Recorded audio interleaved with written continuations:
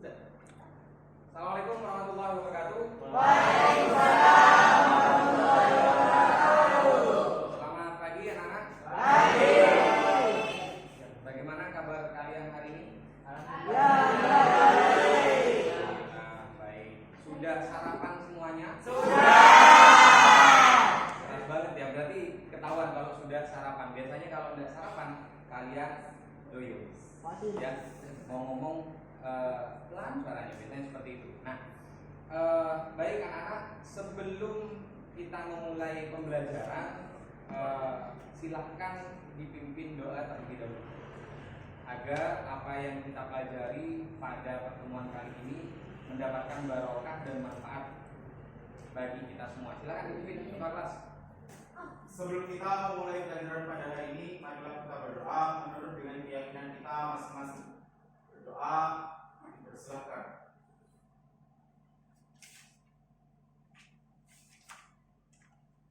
Berdoa dibuka. Ya, terima kasih Hilda sudah memimpin doa. Nah, saya absen dulu kehadiran kalian. Yang kehadiran kalian ini masuk semua. Ada yang tidak masuk ya? Siapa yang tidak masuk? Saiful. Saiful Mustafa. Kenapa? Sakit. Sakit. Oke, siapa lagi?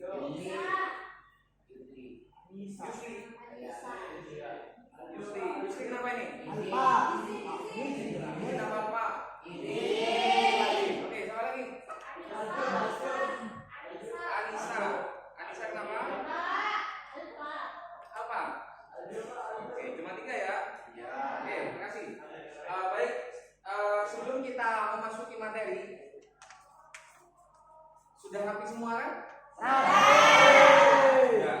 Masuk kalian kalah sama gurunya. Gurunya di depan ini rapi, kalian harus rapi. Bajunya dimasukkan. Ya, jadi ya kalau alma mater dikeluarkan. Kalau misalkan putih abu-abu dimasukkan. Oke. Baik, sebelum kita ke materi, biar tetap semangat jiwa nasionalisme kita menyanyikan lagu Indonesia Raya terlebih dahulu. Silakan bisa berdiri.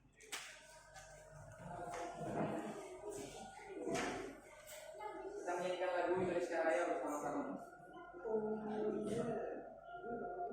Sudah? Sudah.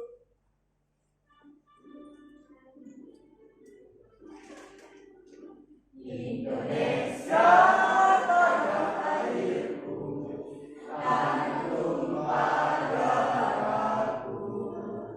Di sanalah aku berdiri dan pandu ibuku. Indonesia kebangsaanku, bangsa yang tanah airmu. Marilah kita berseru, Indonesia bersatu. Hiduplah tanahku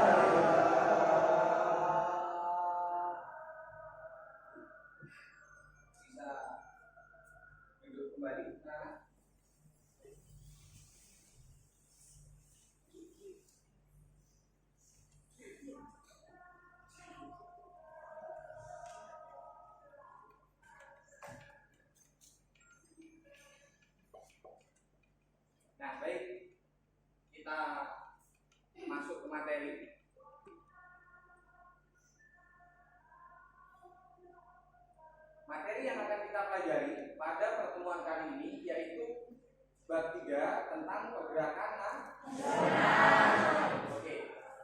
Tentang pergerakan nasional. Nah, sebelumnya biar kalian tetap semangat dan biar kalian tetap fokus dalam mengikuti pembelajaran, saya tes dulu kalian. Ya, saya tes konsentrasi kalian. Ya, siap? Siap. Perhatikan di depan. Ya, diperhatikan dulu. Langsung sebutkan bersama-sama. Merah atau hijau? Merah. Ya, warnanya apa? Hijau. Terus yang kedua, ini warna apa? Kuning.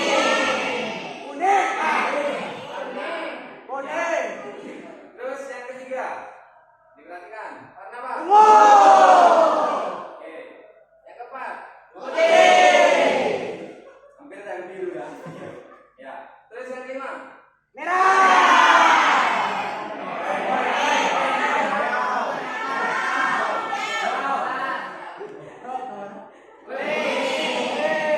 kuning, biru, hijau, hijau ya.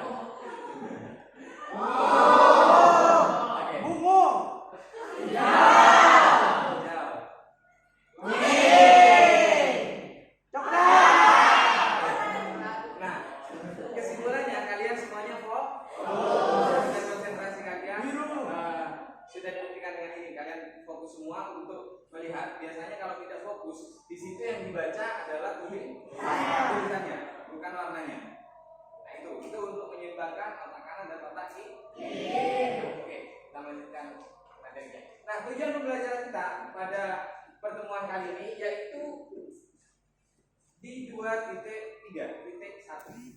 Nah, di situ menjelaskan faktor internal dan eksternal. Nah, faktor internal dan eksternal ini tumbuhnya organisasi pergerakan nasional. Bagaimana organisasi nasional di situ muncul atau embrio-embrio nasionalisme itu muncul karena adanya faktor internal dan eksternal. Yang kedua, subbabnya di situ submaterinya. Yang kedua, yang pertama di situ mengidentifikasi tumbuhnya kesadaran nasional. Ini juga berkaitan dengan bagaimana faktor eksternal dan internal di situ mempunyai peranan penting terhadap pergerakan nasional. Yang berikutnya, di situ dengan mempelajari pergerakan nasional, kalian diharapkan bisa mengidentifikasi organisasi-organisasi pergerakan. Karena kita sebelumnya sudah mempelajari tentang kolonialisme dan imperialisme. Mengapa kolonialisme dan imperialisme itu bisa masuk ke Indonesia? Itu dilanjutkan dengan materi ini, yaitu adanya reaksi dari rakyat Indonesia. Oke, berikutnya manfaatnya. Nah, dengan kalian mempelajari tujuan pembelajaran yang tadi, di situ diharapkan kalian dapat menjelaskan atau mengidentifikasi bagaimana kesadaran nasional di situ timbul atau muncul. Kemudian berikutnya di situ mengidentifikasi organisasi pergerakan nasional. Kalian diharapkan bisa mengidentifikasi organisasi pergerakan nasional apa saja sih yang ada di Indonesia. Ya, kalian tidak cuma tahu tentang Budi Utomo saja. Nah, di situ ada organisasi kepemudaan, organisasi perempuan, dan banyak lagi organisasi yang di situ untuk memperjuangkan kemerdekaan Indonesia. Nah, di pembelajaran ini saya menggunakan model pembelajaran PBL. Ada yang tahu PBL? PBL itu adalah problem based learning. Nah, apa problem based learning itu? Problem based learning itu adalah sebuah metode pembelajaran bagaimana siswa di situ diberi masalah. Ya, bukan masalah tawuran ya. Bukan, itu tidak boleh. Nah, bagaimana siswa di situ diberikan masalah yaitu munculnya organisasi pergerakan nasional. Di situ dimunculkan kalian di kelompok ini saya beri masalah tentang Budi Utomo, kemudian syariat Islam, inisiatif. Nah, di situ yang akan kalian identifikasi. Nah, berdiferensiasi konten. Berdiferensiasi konten di sini salah satu contohnya yaitu kalian berbeda-beda setiap kelompok. Apa apa yang akan dibahas. Jadi kalian saling melengkapi nanti. Kelompok 1 ini membahas tentang buku Tomo, kelompok 2 Sarekat Islam. Nah, itu yang dianggap sebagai berdiferensiasi konten. Nah, kita lanjutkan. Kita lanjut ke materi. Nah, sebelum saya lanjut ke materi, ada yang masih ingat materi sebelumnya tentang kolonialisme dan imperialisme? Ada yang masih ingat? Ada yang masih ingat kolonialisme itu apa? Apa? Kiki? Suatu?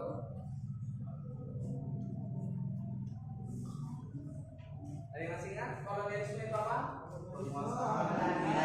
Ya, kolonialisme baik Wildan. Kolonialisme adalah penguasaan suatu wilayah. Benar sekali. Nah, kolonialisme adalah sebuah penguasaan wilayah yang dilakukan oleh orang-orang Eropa. Siapa orang Eropa? Belanda. Siapa? Prancis. Belanda. Ya, Portugis. Inggris yang datang ke Indonesia. Oke, baik.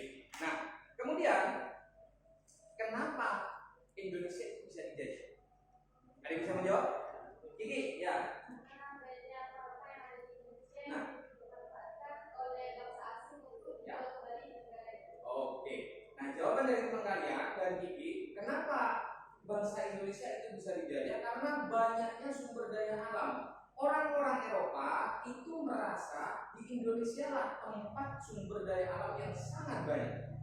Nah, itu yang membuat orang-orang Eropa kemudian masuk ke wilayah Indonesia. Salah satunya juga adanya blokade ekonomi yang dilakukan oleh oleh Turki Utsmani terhadap Konstantinopel.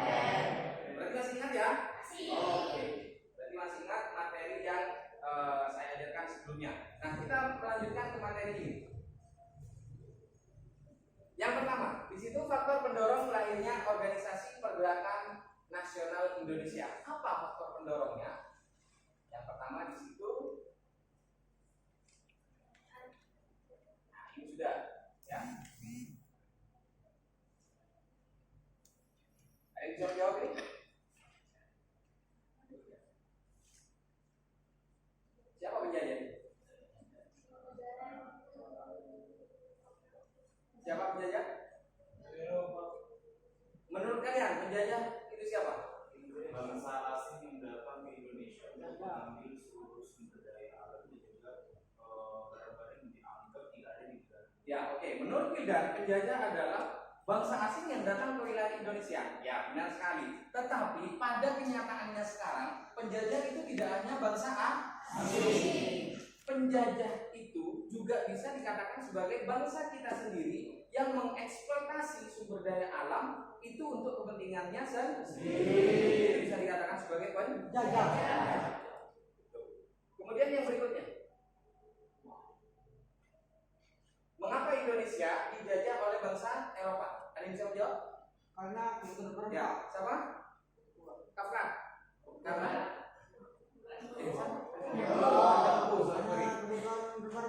karena adanya ya, mengapa Indonesia bisa dijajah? Menurut Tengku di situ karena adanya kebutuhan rempah. Oke. Yang terakhir. Di situ apa yang melatar belakangi tumbuhnya Organisasi Pergerakan Nasional? Tahu pergerakan nasional kan? Tahu. Apa yang melatar belakangi itu?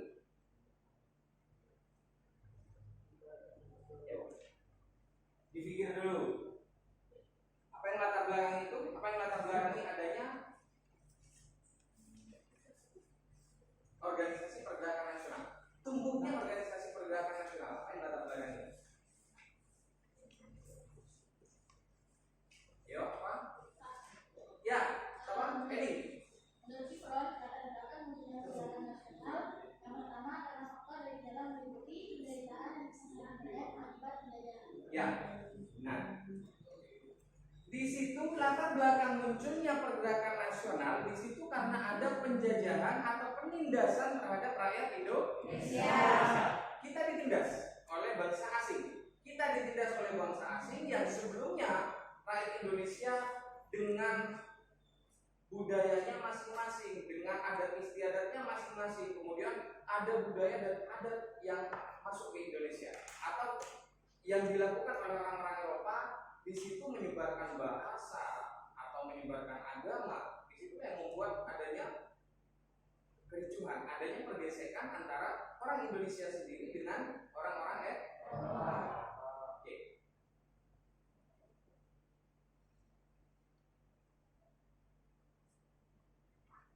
Nih. Yang faktor internal tadi sudah dijelaskan oleh Eri, yaitu adanya sebuah penindasan terhadap rakyat Indonesia. Kemudian rakyat Indonesia dan dulu itu adalah negara Nusantara, itu adalah negara yang sangat besar sekali, suatu wilayah yang sangat besar sekali, dan penguasaannya ya atau hubungan diplomatik orang-orang Indonesia, kerajaan-kerajaan Indonesia itu hampir ke mancanegara. Kenapa setelah datangnya orang-orang Eropa malah Indonesia itu dibelenggu? Ya, Indonesia tidak boleh untuk ya mengelola sumber daya alamnya sendiri. Nah, itulah yang membuat adanya penindasan. Sama seperti kalian tidak boleh ngapa-ngapain. Kalian dilarang ya oleh seseorang. Kalian akan berontak kan? Sama seperti rakyat Indonesia seperti itu.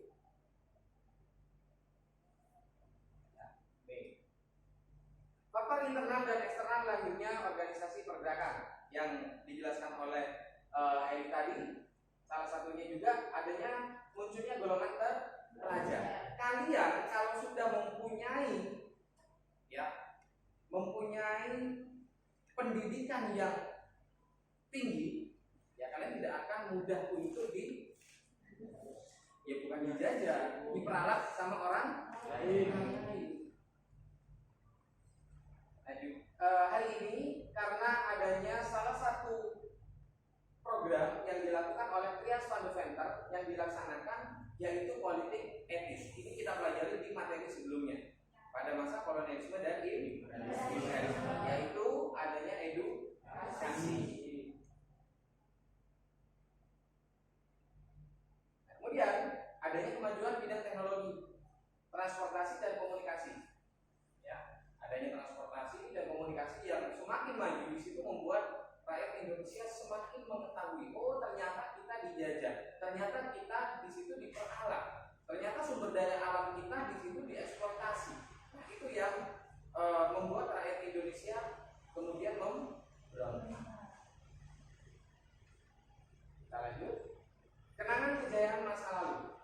Ya, ini yang saya jelaskan tadi bahwa kerajaan-kerajaan Indonesia adalah sebuah kerajaan yang besar. Ada kerajaan Majapahit, kemudian Mataram, ada Sriwijaya di wilayah Sumatera sana. Ya.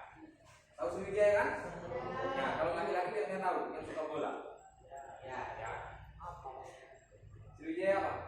Tidak ada Gardes.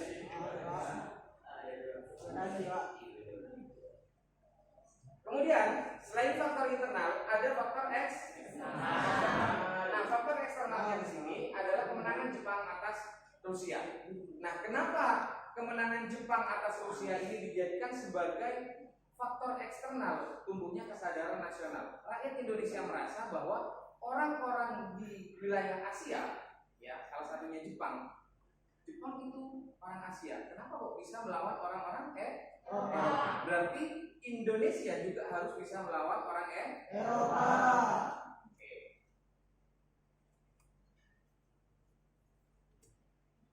Ada yang tahu sahabat ini? Tahu. Siapa? Mahatma Gandhi. Salah satu tokoh yang sangat populer dan sangat terkenal sekali di India. Ya bukan di negaranya, di India.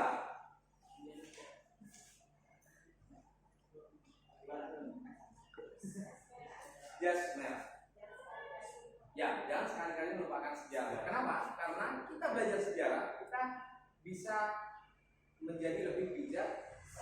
Karena kita mengetahui, oh dulu pernah terjadi seperti ini, dulu pernah terjadi penjajahan, dulu negara kita pernah dijajah, dulu orang-orang kita atau pendahulu-pendahulu kita pernah merasa menderita. Kenapa sekarang kita pada saat sudah tersedia semuanya kita tidak memanfaatkan dengan baik? Contohnya apa? HP kalian. kalian itu kalau tidak dimanfaatkan dengan baik, ya, itu akan membuat kalian salah satunya canduan main game, ya kan? Ya, scroll TikTok, tuh. Oke, tugas kalian sekarang silahkan berkumpul dengan kelompoknya masing-masing yang sudah saya bentuk minggu yang lalu. Ya, kalian kumpul dengan kelompoknya masing-masing. Sudah saya sediakan LKPD. Ada LKPD yang bisa kalian kerjakan dengan kelompok kalian masing-masing. Nah, di LKPD itu, ya, kalian saya beri satu tema atau satu judul untuk kalian kerjakan, untuk kalian identifikasi. Nah, di situ diidentifikasi sudah ada di LKPD-nya, ada langkah-langkah di LKPD itu. Ini sudah saya siapkan. Di LKPD ini ada barcode-nya. Kalian untuk mengetahui apa yang menjadi tugas kalian, silahkan dibuka di barcode ini. Scan barcode, bukan dibuka. Barcode-nya ada bisa dibuka ya. Nah, silahkan scan barcode di sini. Ini sudah ada petunjuknya, ada petunjuk tugas kelompoknya, kemudian petunjuk kerjanya. Ya, kelompok kalian ada 4 sampai 5 orang kan ya. Nah, silahkan kalian kerjakan dengan teman kalian, diskusikan. Ada pertanyaan, silahkan ditanyakan. Ada kesulitan, tanya saya atau tanya temannya yang lebih bisa. Nah, HP kalian boleh dimanfaatkan untuk apa? Untuk scan barcode dan juga untuk kalian mencari referensi tambahan selain yang ada di buku kalian. Silakan kalian kumpul dengan kelompok masing-masing.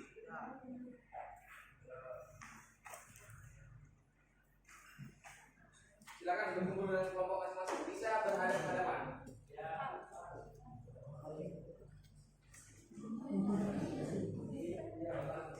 Kelompok 1 di mana?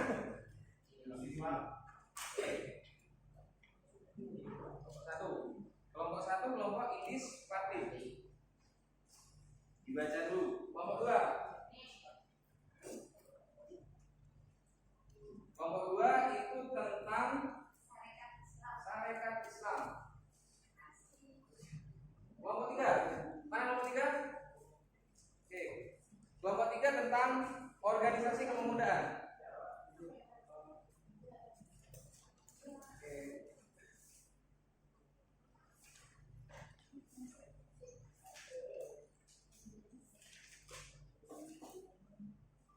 Kelompok 4.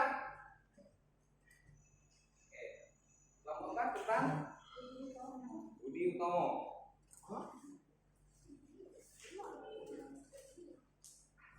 Mana kelompoknya? Di sini. Ini dong. Ya, di sini. Ada harapan biar bisa diskusi kalian.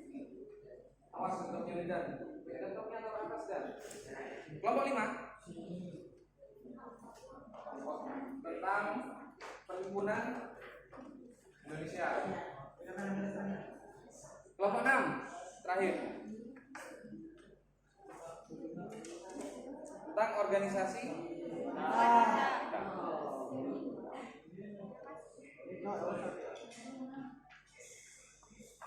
Silakan saya beri waktu 30 menit. Ya, sekarang jam 11.33. Saya beri waktu sampai jam 12 untuk mendiskusikan apa yang menjadi tugas kalian masing-masing di situ. Tulis hasil diskusi kalian di LKPD itu. Ya, diskusikan dengan temannya, kemudian bisa kalian tanyakan ke saya kalau misalkan ada kesulitan. Silakan.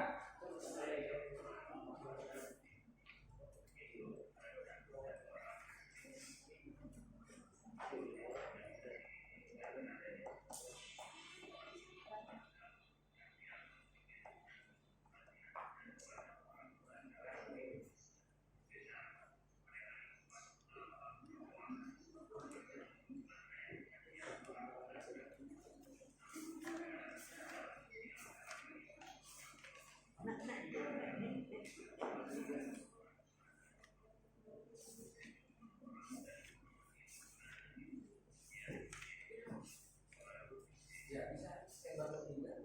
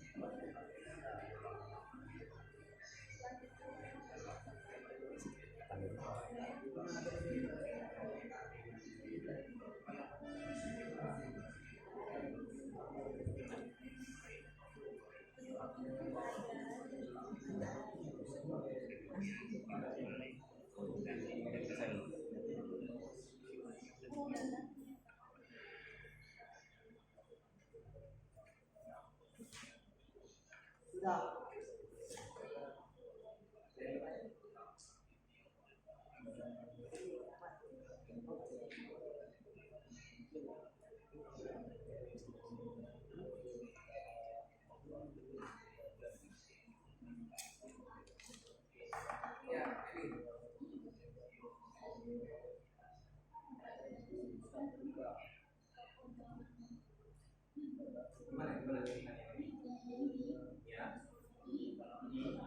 Ya, jadi yang ditanyakan di situ di poin nomor 3, buat opini atas organisasi pergerakan. Apa menurut kalian? Menurut kalian pergerakan nasional yang kalian bahas yaitu pertempuran Indonesia apa tujuan dari pertempuran Indonesia dibentuk? Ya, menurut kalian seperti apa? Dari hasil video yang kalian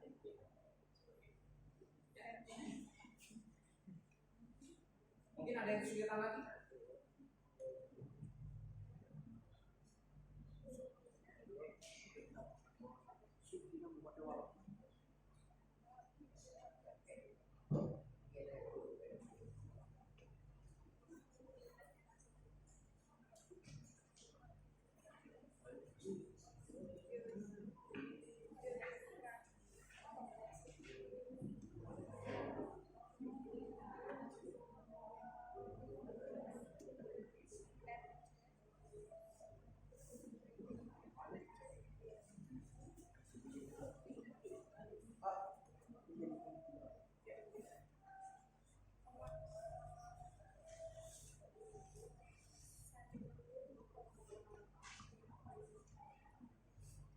Kenapa? Gimana?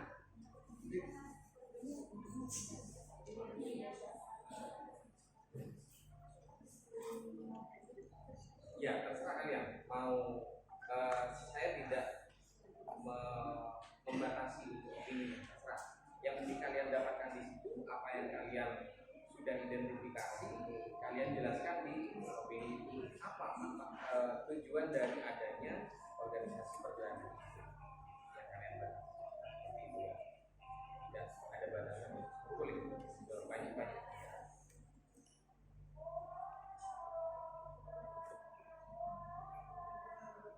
Bapak lain mungkin ada yang bertanya?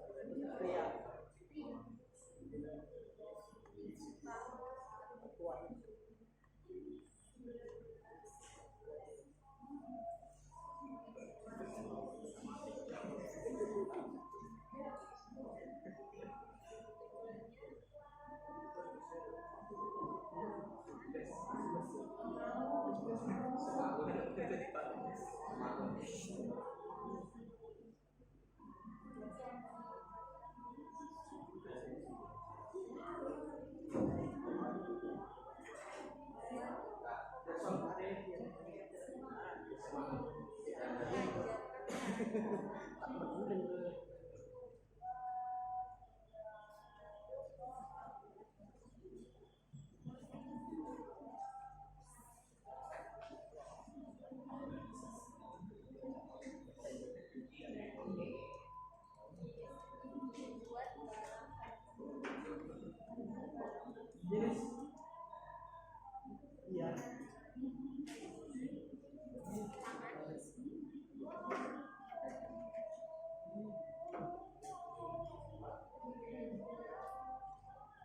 Sudah selesai?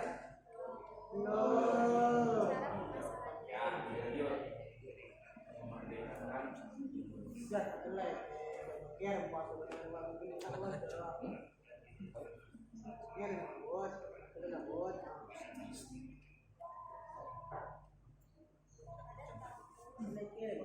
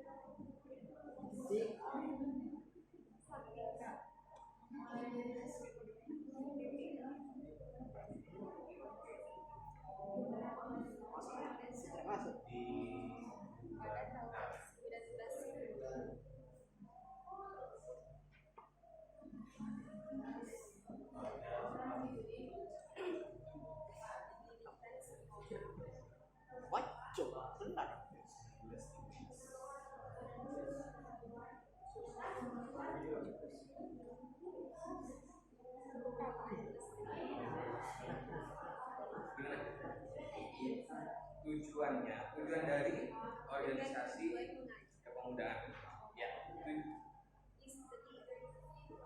apa kalian pilih apa di organisasi kepemudaan, pilih apa?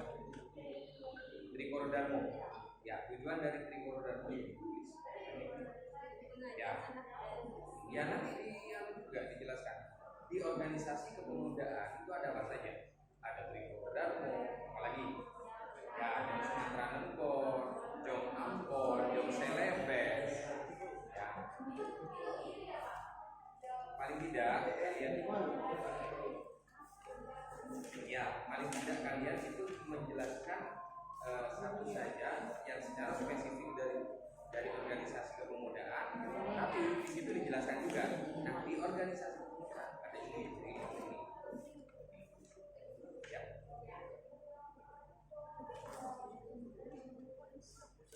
Organisasi perempuan ada apa saja? Kira Yo.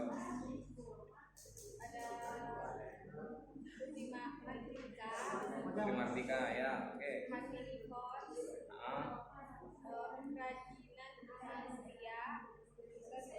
Ya, pilih satu secara spesifik yang kalian jelaskan, misalkan Kartini ya, atau Putri Martika, seperti apa organisasi itu, apa dari adanya organisasi itu, tujuannya seperti apa. Pilih salah satu secara spesifik dari organisasi. Ya. Oke.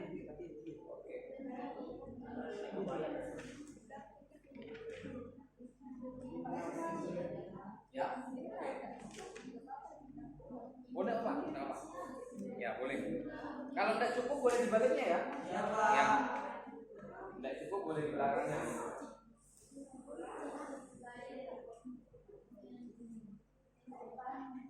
Ya.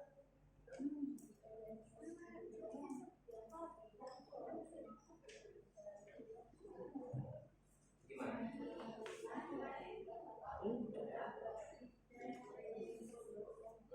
Sama saja nomornya. Ngomong. Ya, di situ dijelaskan saja. Tokoh-tokoh itu yang dijelaskan, kemudian tujuan dari diplom sebagai apa.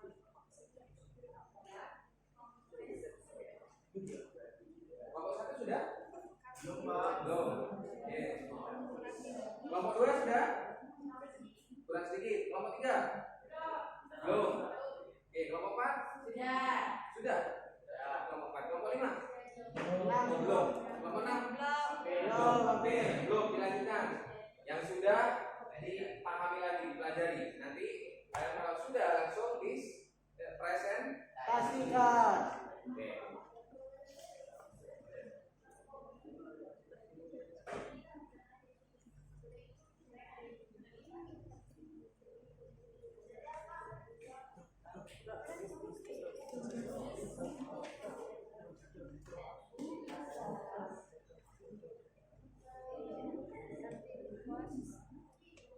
Di konstitusi ada merupakan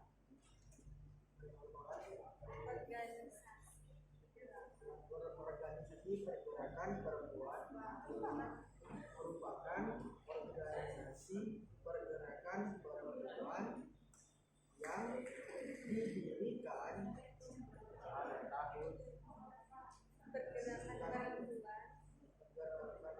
perempuan yang didirikan pada 27 Juni 2019 pada 27 Juni 2013 atas prakarsa Nyonya C.Th.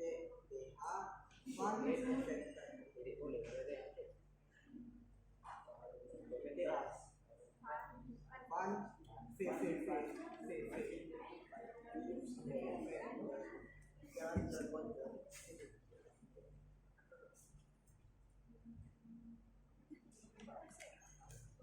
Aktivitas memiliki tujuan untuk memajukan pendidikan kaum perempuan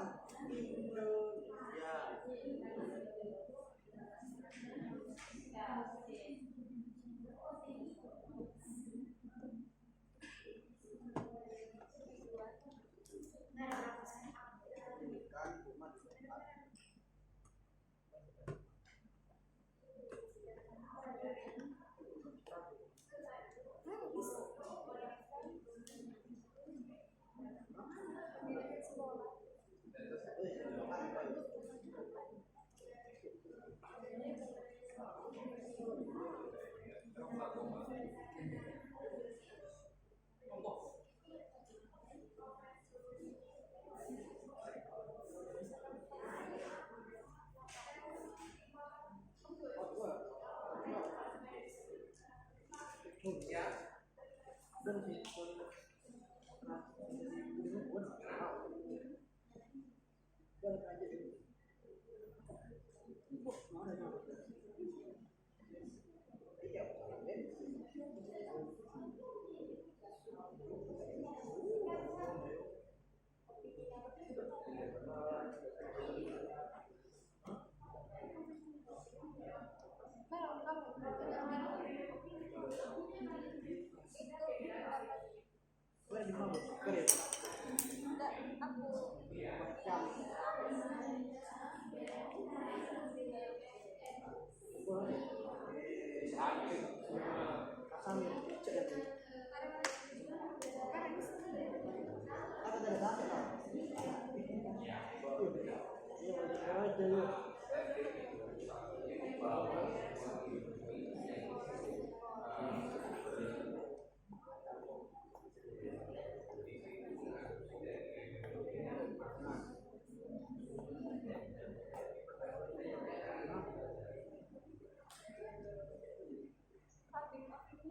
kira pemikiran apa? Hadir. Gimana? Opini saya begini.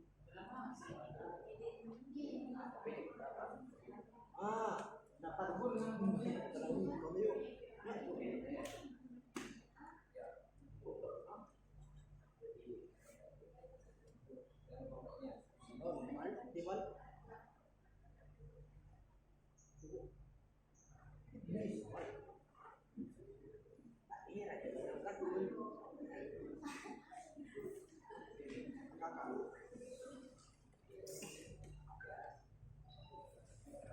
iya tahu. 10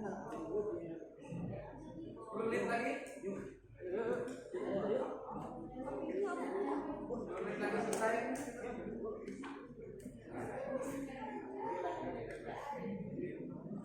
Tidak usah jawab. Ya, saya.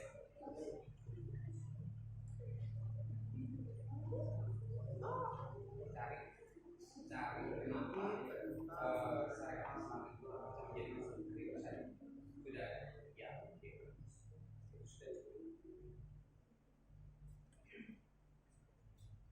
sudah ini belum? Ya, 10 menit lagi selesai. Langsung presentasi ya.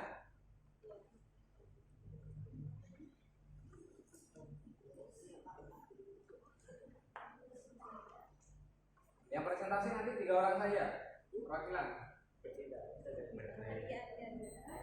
Apa semua?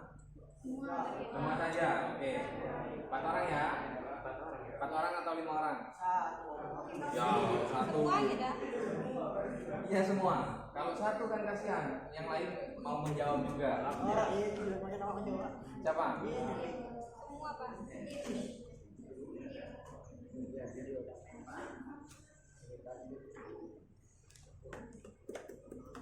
Semua Pak.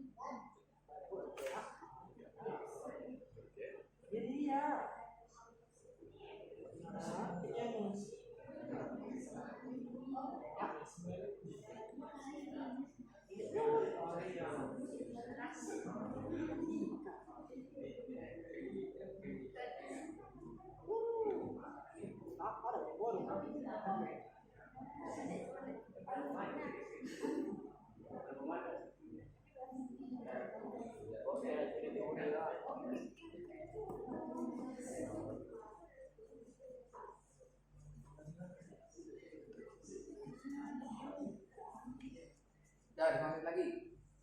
5 menit lagi. Ya, presentasi.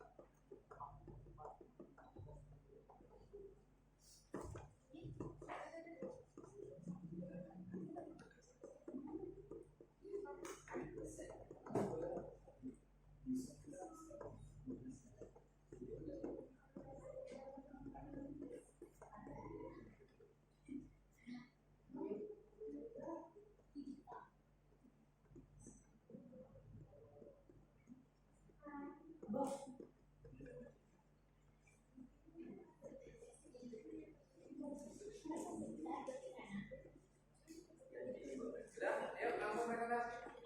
Sudah semua ya? Ya, kalau 1 sudah. Yang nomor 2. Sudah, nomor 3.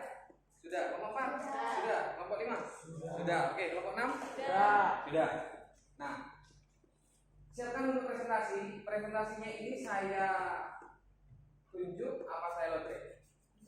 Yuk. Tunjukin aja ya. Tunjukin nanti kelompok 4.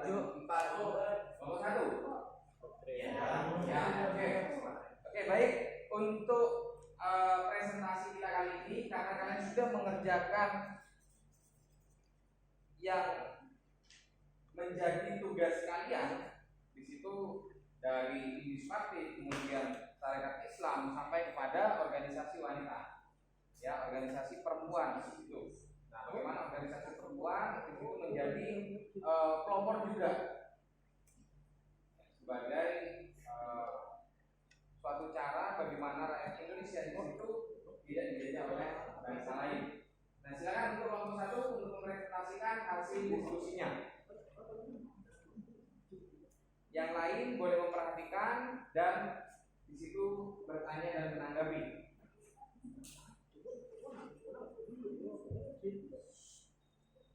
Baik, mohon izin. Assalamualaikum warahmatullahi wabarakatuh. Nah, di sini kami dari kelompok 1 akan mempresentasikan hasil kerja kami, di mana dalam kelompok kami itu membahas tentang Indisparti atau Partai India. Nah, sebelum kita masuk kepada tabel analisis, kenapa sih Indisparti itu ketika diartikan dalam Indonesia itu kemudian disebut sebagai Partai India? Karena pada saat itu Indonesia itu disebut dengan Indi, belum Indonesia pada saat itu. Pada sekitar tahun 1912, sekitar zaman segitu Indonesia disebut dengan Indi. Nah, untuk petunjuk kerjanya, setelah kami mencari referensi dari berbagai buku, kemudian media mengenai macam-macam organisasi pergerakan, nah di sini kebetulan kami mendapatkan tentang Indisparti itu tadi. Nah, setelah kami mendiskusikan dan juga kemudian mencari poin-poin yang disuruh pada LKPD ini, kami mendapatkan beberapa poin. Kami langsung bacakan saja. Untuk poin pentingnya yaitu Indisparti merupakan organisasi politik yang anggotanya berasal dari keturunan Indo-Belanda. Jadi orang campuran antara orang Indonesia dengan orang Belanda. Kemudian ada orang-orang asli pribumi juga yang menjadi anggota daripada Indisparti itu sendiri. Organisasi ini muncul akibat orang-orang Indo-Belanda atau orang-orang, mungkin kita sebutnya orang Belestran mungkin ya. Orang-orang Indo-Belanda yang dianggap lebih rendah kedudukannya dibanding orang-orang asli Belanda. Jadi misalnya ada keluarga yang di sana ternyata ibunya itu adalah orang asli pribumi dan juga bapaknya adalah orang Belanda. Jadi keturunannya itu disebut sebagai orang Indo-Belanda. Nah, mereka karena dianggap kastanya lebih rendah, maka kemudian dibentuklah satu organisasi yang khusus untuk menampung ini. Untuk tokoh-tokoh yang dianggap penting itu diantaranya ada Doris Dekker, kemudian Dr. Cipto Mangunkusumo, dan juga Ki Hajar Dewantara. Organisasi ini berdiri dengan tujuan memerdekakan Indonesia pada saat itu. Tindakan yang dilakukan oleh Indisparti itu sendiri mendapatkan respon positif dari masyarakat Indonesia, sehingga mereka memiliki banyak anggota yang kemudian ada sekitar 30 organisasi cabang mungkin dari pusatnya itu yang ada tersebar di seluruh negara Indonesia pada saat itu. Namun berbeda dengan pihak kolonial Belanda pada saat itu, rakyat Indonesia merasa ini adalah salah satu organisasi yang bisa menyelamatkan kita, mereka bahagia, tapi tidak dengan pihak Belanda yang merasa justru organisasi ini adalah organisasi yang berbahaya. Kemudian pada 1913 pertengahan, organisasi ini resmi dibubarkan dan juga dilarang, kurang lebih seperti itu. Nah, itu poin-poin yang kami dapatkan daripada referensi yang ada pada LKPD. Kemudian untuk opini atas organisasi pergerakan itu, maka akan dikaitkan dengan perjuangan yang dilakukan oleh generasi muda pada saat ini. Nah, opini menurut kelompok kami, organisasi Indisparti itu memiliki sebuah semangat juang yang tinggi. Jadi kenapa dikatakan memiliki semangat juang yang tinggi? Karena dia berasal dari orang-orang kecil yang kemudian bisa menyebar luas sehingga anggota-anggota yang ada pada organisasi itu benar-benar bisa dikatakan luas oleh dari rakyat Indonesia itu sendiri, baik dari orang-orang yang Indo-Belanda dan juga orang-orang asli pribumi.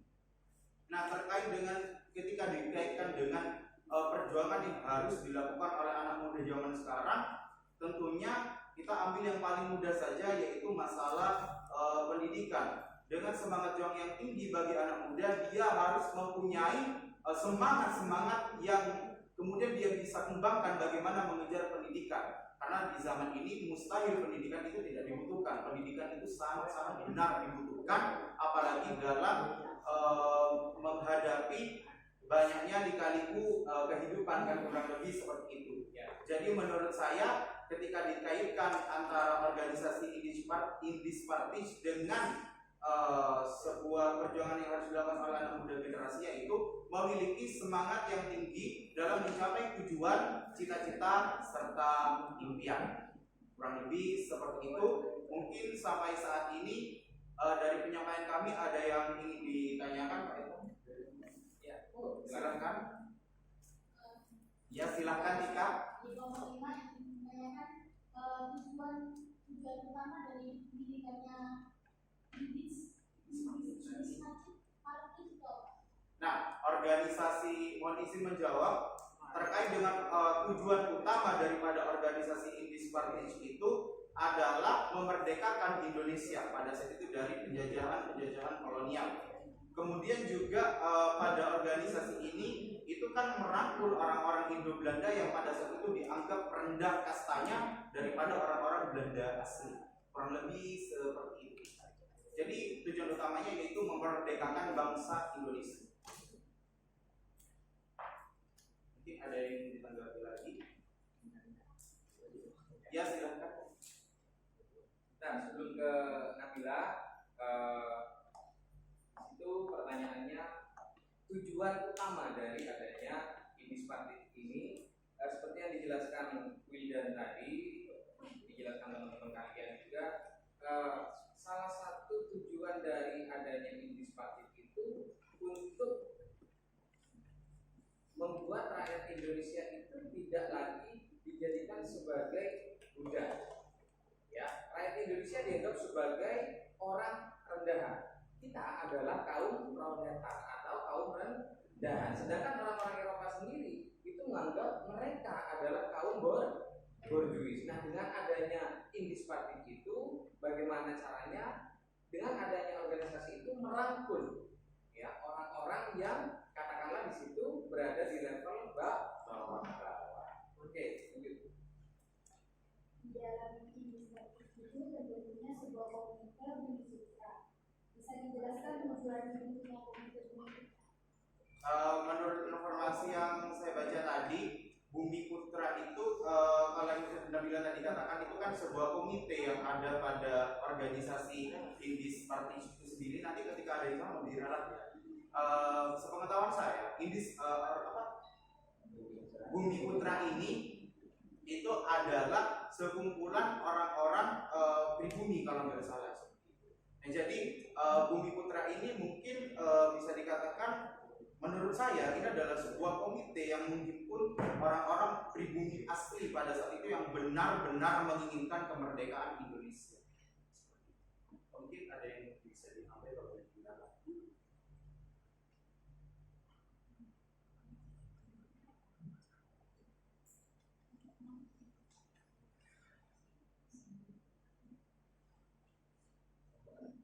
Kasih kesempatan.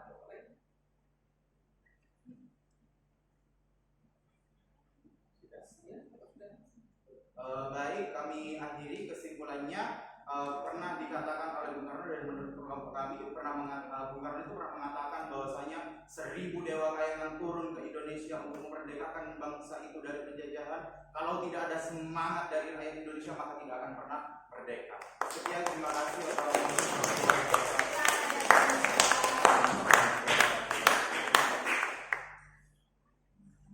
Oke, baik. Untuk kelompok 1 sudah selesai.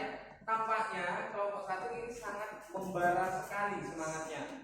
Ya, ini dibuktikan dari suatu kata-kata yang dikutip dari the founding fathers kita, yaitu Soekarno, ya, semangat dari rakyat Indonesia itu sangat dibutuhkan. Ya, itu sangat dibutuhkan. Untuk apa? Ya, untuk kemerdekaan bangsa Indonesia. Kita tidak hanya dulu memperjuangkan kemerdekaan, namun sekarang juga kita harus mempertahankan kemerdekaan. Bagaimana caranya rakyat Indonesia ini tidak dijajah kembali. Oke. Bagus sekali untuk kelompok 1, semangatnya sangat bagus, dan juga pemahaman dari kelompok 1 saya rasa sudah bagus. Baik, untuk berikutnya bisa dilanjutkan untuk kelompok 2. Silakan.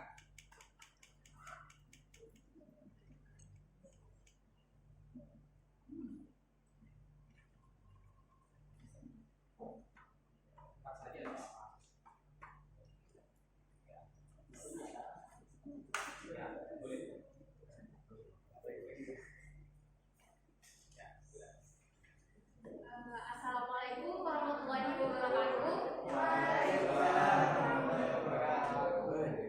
Kami dari kelompok 2 ingin mempresentasikan mengenai artikel yang tadi kami identifikasi, yaitu tentang Sarekat Islam. Sarekat Islam merupakan organisasi yang didirikan oleh Haji Samafuddin di Solo pada 16 Oktober 1905. Organisasi ini dibentuk dengan menggalang kerjasama antara pedagang Islam demi mensejahterakan pedagang Islam Bumi Putra, dan juga untuk menyaingi perdagangan Cina yang pada saat itu mengawasi perdagangan bangsa Indonesia. Adanya perbedaan pendapat dan masuknya ideologi baru oleh Semaun dan Darsono pada tahun 1921 menjadikan Sarekat Islam terpecah menjadi 2, antara Sarekat Islam Merah dan Sarekat Islam Putih. Sarekat Islam Merah dipimpin oleh Semaun, Darsono, dan Alimin, dan Sarekat Islam Putih dipimpin oleh Haji Agus Salim, Abdul Muiz, Suryo Pranoto. Ideologi awal Sarekat Islam ialah sosialisme Islam. Masuknya ideologi baru disebarkan oleh HJFM Sneflit yang menggunakan taktik infiltrasi atau yang biasa kita sebut dengan blok di dalam, yang bertujuan untuk membela rakyat kecil dan menentang kapitalisme, namun dengan cara yang berbeda. Nah,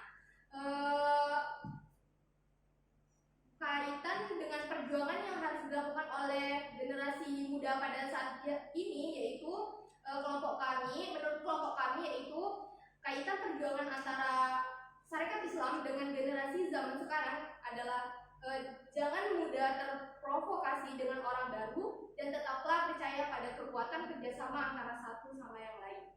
Mungkin dari penjelasan dari kelompok kami ada yang kurang dimengerti atau ingin ditanyakan?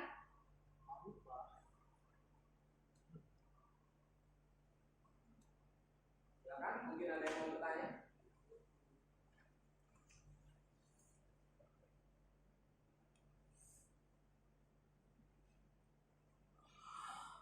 Iya. Itu kan dikatakan Siapa bertanya? Ya, silakan tangan dulu. Sarekat Islam itu sama ya? Iya. Nah, itu kan Sarekat Islam terpecah menjadi 2, Sarekat Islam Putih dan juga Sarekat Islam Merah. Sarekat Islam Merah itu kan dikatakan bahwasanya itu adalah orang-orang Sarekat Islam kemudian paham akan ideologi. Mungkin bisa dijelaskan kenapa kemudian orang-orang Sarekat Islam itu bisa kebobolan, anggotanya itu bisa menjadi orang-orang komunis. Izin menjawab sebelumnya, seperti yang saya katakan tadi, yaitu adanya taktik infiltrasi yang disebarkan oleh HJFM Sneflit yang bertujuan untuk membela rakyat kecil dan menentang kapitalisme, namun dengan cara yang berbeda. Mungkin ada yang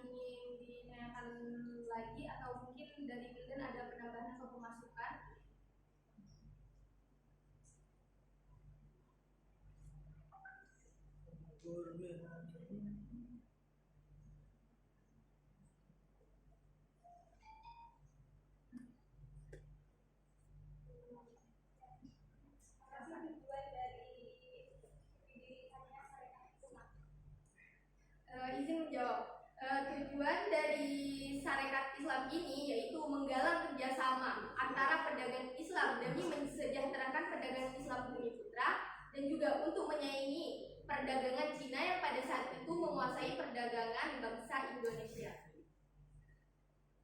Mungkin dari Putri ada penambahan dari kelompok kami, silakan.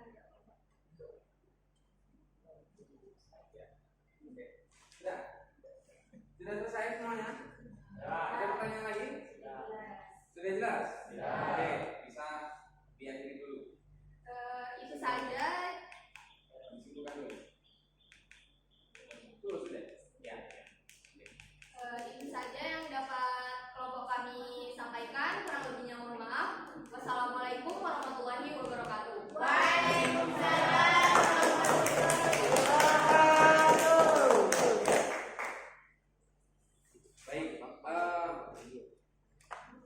Dari kelompok 2 tentang Sarekat Islam, di situ Sarekat Islam awal berdiri di situ bukan bernama Sarekat Islam, bernama apa? Ya, SDI atau Sarekat Dagang Islam. Nah, dari Sarekat Dagang Islam di situ kemudian memunculkan sebuah skat-skat atau batasan-batasan terhadap orang yang akan masuk ke organisasi tersebut. Karena di situ sudah bertuliskan Sarekat Dagang Islam. Itu hanya untuk orang-orang yang profesinya sebagai pedagang. Nah, orang-orang yang tidak berdagang di situ mempunyai kesulitan untuk masuk ke organisasi tersebut. Makanya kemudian di situ Sarekat Dagang Islam kemudian dirubah menjadi Sarekat Islam. Oke. Lanjut kelompok 3. Kelompoknya siapa? Kelompoknya Ista. Silakan, Ayu Ista.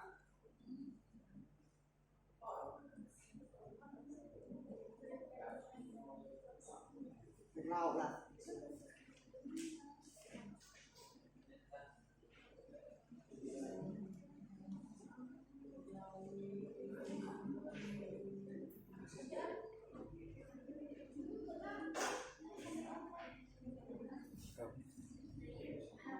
Assalamualaikum warahmatullahi wabarakatuh. Waalaikumsalam warahmatullahi wabarakatuh. Kami dari kelompok 3 untuk presentasikan tentang LKPD yang sudah diberikan mengenai organisasi kebudayaan. Organisasi kebudayaan terdiri atas beberapa organisasi, yaitu Tri Korodarmo, Jom Sumatera Lingkungan, Jom Ambon, Jom Minangkasa, Jom Ledes, dan organisasi pemuda lainnya.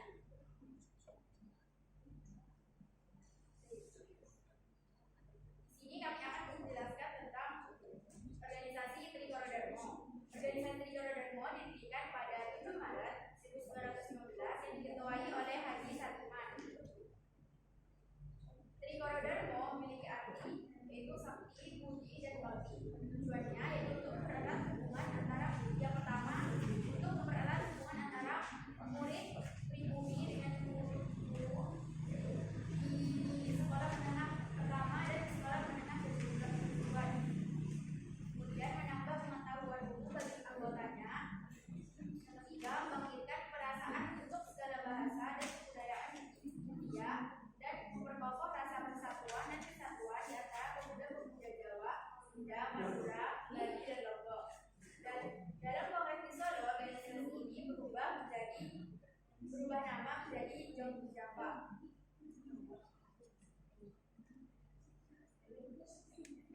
Tujuan dari organisasi kepemudaan dibentuk yaitu untuk memotivasi dan menyatukan pemuda dalam upaya meraih kemerdekaan dan mendidik pemuda tentang sejarah dan tanggung jawab terhadap masyarakat dan negara.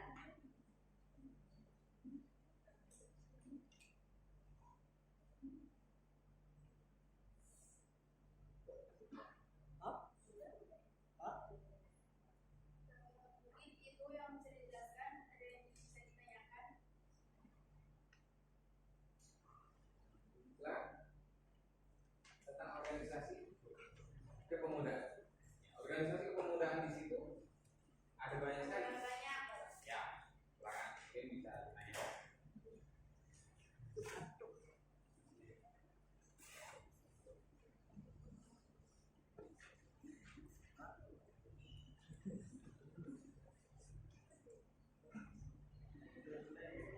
Ya.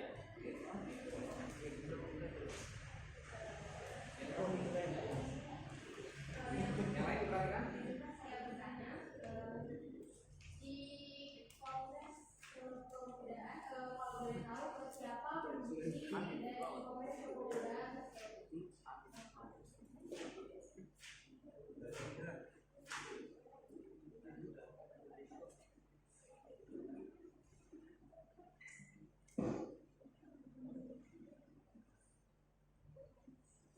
Sudah bisa di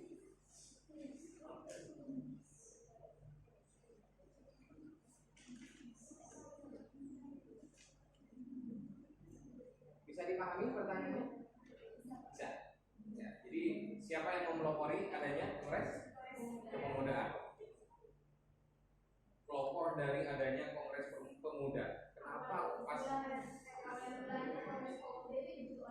Ya, awal mulanya dari adanya kongres pemuda itu. Silakan. Mungkin bisa dijawab.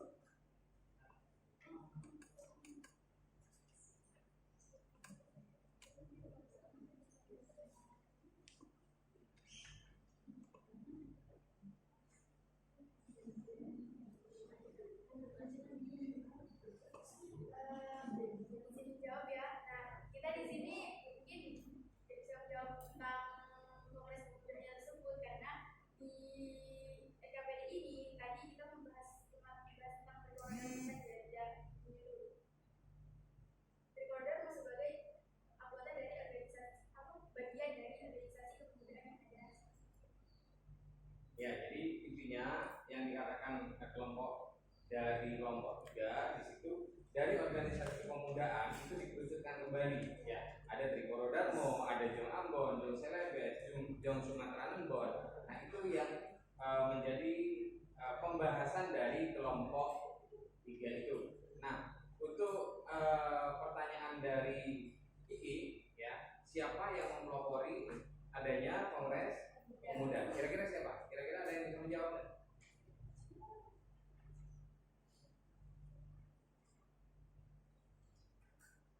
Ya, siapa kira-kira? Ya, Eli. Muhammad Yamin. Nah, jadi Muhammad Yamin adalah salah satu, bagus sekali jawaban dari Eli. Ya, Muhammad Yamin adalah salah satu tokoh yang mempelopori adanya kongres pemuda. Gitu ya. Oke, untuk kelompok 3 nanti bisa dipelajari lagi yang menjadi tugas itu. Ya, sudah. Boleh itu. Baik, mungkin itu saja dari kelompok kami. Lebihnya mohon maaf. Assalamualaikum warahmatullahi wabarakatuh.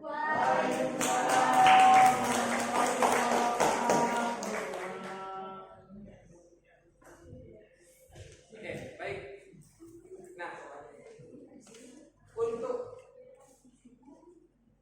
untuk diskusi kita kali ini, ya, untuk diskusi kita kali ini kita cukupkan sampai kelompok 3 dulu. Ya, kita cukupkan sampai kelompok 3. Nanti pertemuan yang akan datang, ya, kita melanjutkan diskusi yang belum selesai. Ya, kita melanjutkan diskusi yang belum selesai dari kelompok 4, kemudian kelompok 5, dan kelompok 6. Sebelum kita mengakhiri pembelajaran ini, kita simpulkan bersama-sama. Ya, kita simpulkan bersama-sama apa yang sudah kita pelajari pada pertemuan kali ini. Apa yang dapat kita simpulkan bersama-sama? Kira-kira apa? Mari kita simpulkan bersama-sama. Melawan Indonesia dalam mempertahankan kemerdekaan dengan adanya organisasi sangat tidak mudah dan juga butuh waktu yang sangat lama. Ya, oke. Dari teman kalian dari Kiki dapat menyimpulkan bahwa semangat dan perjuangan para pahlawan ya yang di situ sudah menumbuhkan rasa nasionalisme dari rakyat Indonesia itu bukan perjuangan yang mudah. Ya, bukan perjuangan yang mudah, butuh ya perjuangan yang sangat-sangat sulit sekali. Kenapa? Karena rakyat Indonesia di situ sudah mulai dikuasai oleh bangsa Eropa. Tuh. Nah, itu kesimpulan dari pembelajaran kita kali ini. Kita akan merefleksi. Nah, di sini saya pengen tahu kalian dalam pembelajaran kita kali ini, apa yang kalian rasakan dalam pembelajaran ini? Menyenangkan atau tidak? Menyenangkan. Ya. Oke. Kemudian selain menyenangkan, hal apa yang dapat kalian pelajari dari pelajaran ini? Dari materi ini? Ya. Dapat memahami berbagai macam organisasi yang berdampak pada pergerakan nasional. Ya, oke. Dari pembelajaran ini, menurut Nabila, oke. Ya. Yang kita dapatkan dalam pembelajaran ini, kita dapat mengetahui bagaimana organisasi-organisasi atau macam-macam dari organisasi. Ya. Kemudian yang ketiga di sini saya sudah siapkan juga hal yang kurang menyenangkan dari pembelajaran ini. Tidak ada. Kalian senang diskusi enggak?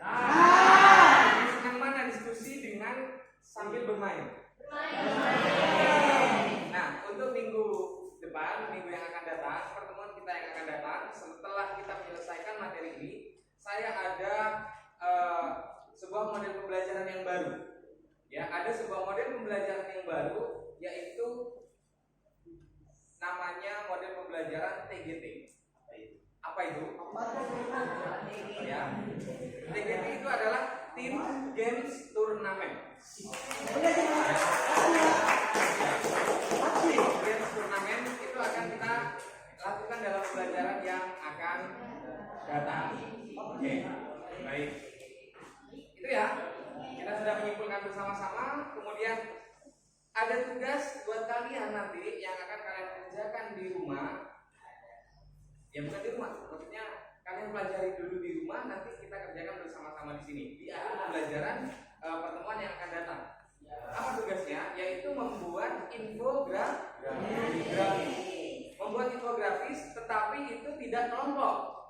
Tugasnya individu. Ini adalah tugas portofolio kalian, tugas individu untuk saya menilai keaktifan kalian atau individu kalian. Ya, per individu. Baik. Nah, sebelum kita mengakhiri pembelajaran, mari kita berdoa bersama-sama untuk menutup pembelajaran. Silakan. Sebelum mengakhiri pelajaran pada hari ini, mari kita berdoa menurut dengan keyakinan kita masing-masing. Berdoa, bersilakan.